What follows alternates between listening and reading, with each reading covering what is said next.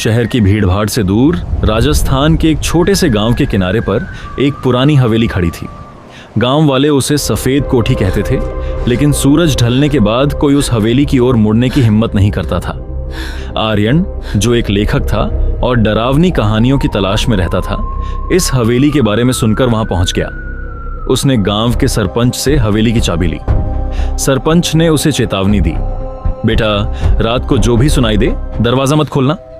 आर्यन हंसा और हवेली के अंदर चला गया। आधी रात का सन्नाटा रात के करीब 12 बजे थे। आर्यन हवेली के बड़े से हॉल में मोमबत्ती जलाकर अपनी डायरी लिख रहा था। अचानक उसे लगा कि ऊपर वाले कमरे में कोई चल रहा है। धप धप धप। आर्यन ने खुद को समझाया कि शायद चूहे होंगे, लेकिन तभी उसे एक सुरीली आवाज सुनाई दी। कोई गुनगुना रहा था। वह आवाज इतनी मीठी थी कि आर्यन बिना सोचे समझे सीढ़ियों की ओर खिंचा चला गया।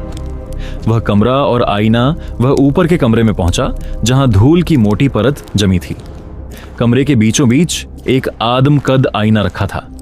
आर्यन ने जैसे ही आईने की ओर देखा, उसका खून जम गया। आईने में आर्यन के पीछे एक सफेद लिबास वाली औरत खड़ी थी। उसका चेहरा बालों से ढका था, लेकिन उसकी आंखें जलते हुए अंगारों जैसी लाल थीं।